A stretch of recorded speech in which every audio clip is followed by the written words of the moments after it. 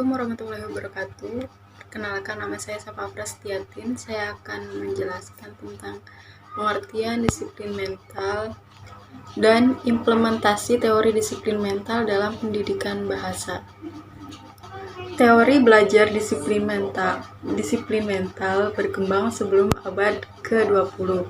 Teori ini tanpa dilandasi eksperimen dan hanya berdasarkan pada filosof atau spekulasi.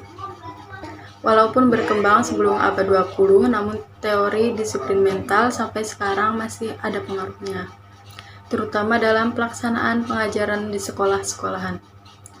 Teori ini menganggap bahwa secara psikologi, individu memiliki kekuatan, kemampuan, dan potensi-potensi tertentu. Belajar adalah pengalaman dari kekuatan, kemampuan, dan potensi-potensi tersebut. Teori belajar disiplin mental merupakan salah satu pandangan yang mula-mula memberikan definisi tentang belajar yang disusun oleh filsuf Yunani bernama Plato. Pandangan filsafatnya yaitu tentang idealisme yang melukiskan pikiran dan jiwa yang bersifat dasar bagi segala sesuatu yang ada. Teori disiplin mental individu memiliki kekuatan, kemampuan, atau potensi-potensi tertentu. Menurut Jean-Jacques Rousseau, anak memiliki potensi-potensi yang masih terpendam. Melalui belajar, anak harus diberi kesempatan untuk mengembangkan atau mengaktualkan potensi tersebut. Menurut rumpuan teori disiplin mental, dari kelahirannya atau secara herediter, anak telah memiliki potensi-potensi tertentu. Ada beberapa teori yang termasuk rumpun disiplin mental sebagai berikut. Yang pertama, teori disiplin mental teistik berasal dari psikologi daya seperti mengamati, menganggap, mengingat, berpikir, memecahkan masalah, dan sebagainya. Yang kedua, teori disiplin mental humanistik lebih mementingkan keseluruhan. Yang ketiga, teori disiplin mental naturalisme. Teori ini mempunyai potensi atau kemampuan untuk berbuat atau melakukan tugas, tetapi juga memiliki kemampuan dan kemampuan untuk berkembang dan belajar sendiri. Yang keempat, teori disiplin mental apresiasi. Teori ini membantu anak untuk kemampuan untuk mempelajari sesuatu dan menguasai pengetahuan selanjutnya. Demikian seterusnya, semakin tinggi pula masa apresiasinya. Tujuan teori disiplin mental. Yang pertama itu siswa dapat menguasai materi pembelajaran secara bertahap dan terus-menerus. Yang kedua, siswa mampu mengikuti pembelajaran secara maksimal. Teori belajar disiplin mental menjadi dasar untuk disusunnya strategi dan model pembelajaran untuk diterapkan bagi siswa.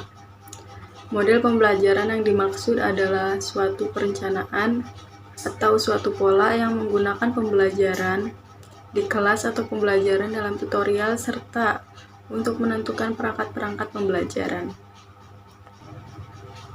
Dan materi yang kedua adalah implementasi teori disiplin mental dalam pendidikan bahasa. Implementasi teori disiplin mental dalam pembelajaran bahasa dapat dilaksanakan dengan cara merancang materi-materi pembelajaran secara bertahap, kemudian memberikan materi kepada peserta didik, dan memberi evaluasi berbasis disiplin mental. Contohnya, penerapan dalam teori belajar disiplin mental pada pembelajaran bahasa.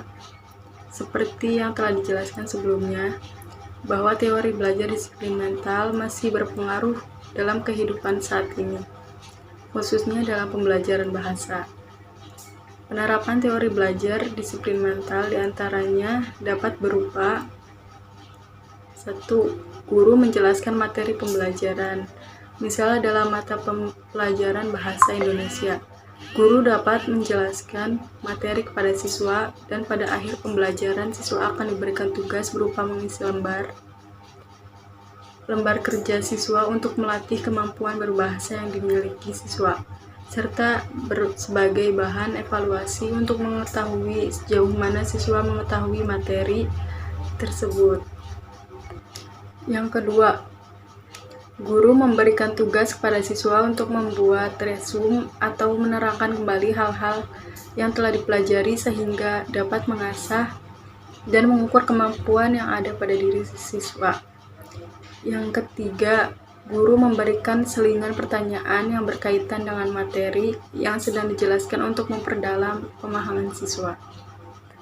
Atau guru dapat mengembangkan potensi siswa dengan cara yang pertama, guru harus kreatif.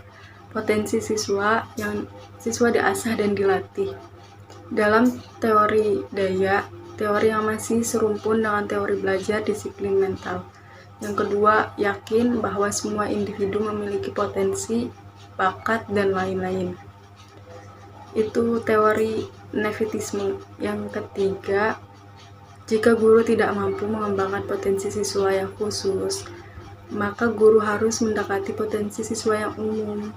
Contohnya, guru harus memberikan rasa aman kepada siswanya, dalam artian guru tidak boleh mempermalukan siswanya di depan kelas.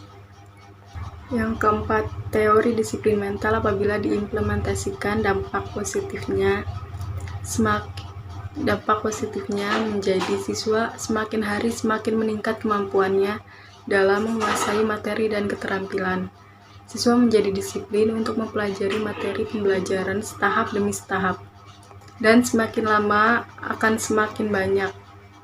Dampak negatif dari penerapan disiplin mental apabila dilaksanakan.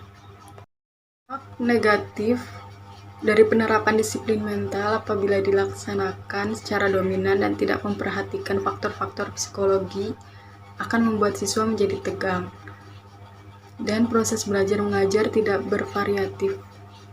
Segi kognitif, siswa yang kadang-kadang tidak cocok dengan metode pembelajaran berbasis disiplin mental menjadi terbebani dengan pembelajaran tersebut. Sekian penjelasan dari saya. Selanjutnya akan dibawakan oleh rekan saya. Assalamualaikum warahmatullahi wabarakatuh. Assalamualaikum warahmatullahi wabarakatuh. Saya Syifa Fauzia. Di sini saya akan menjelaskan mengenai pengertian dan implementasi teori behaviorisme dalam pendidikan bahasa. Teori behaviorisme adalah teori yang mempelajari perilaku manusia. Perspektif behavioral berfokus pada peran dari belajar dalam menjelaskan tingkah laku manusia, dan terjadi melalui rangsangan berdasarkan stimulus yang menimbulkan hubungan perilaku respon hukum-hukum mekanistik. Behaviorism sendiri adalah teori perkembangan perilaku yang dapat diukur, yang dapat diamati, dan dihasilkan oleh respon pelajar terhadap rangsangan. Pendidikan behaviorisme merupakan kunci dalam mengembangkan keterampilan dasar dan dasar-dasar pemahaman dalam semua bidang, subjek, dan manajemen kelas. Teori behaviorisme hanya menganalisis perilaku yang nampak, yang dapat diukur, yang dapat dilukiskan, dan dapat diramalkan. Pada teori ini, kaum behavioris lebih dikenal dengan nama teori belajar, karena seluruh perilaku manusia adalah hasil belajar. Belajar artinya perubahan perilaku organisme sebagai pengaruh lingkungan. Behaviorisme tidak mempersoalkan apakah manusia baik atau jelek, apakah manusia bersifat rasional atau emosional. Behaviorism hanya ingin mengetahui bagaimana perilaku dikendalikan oleh faktor-faktor lingkungan.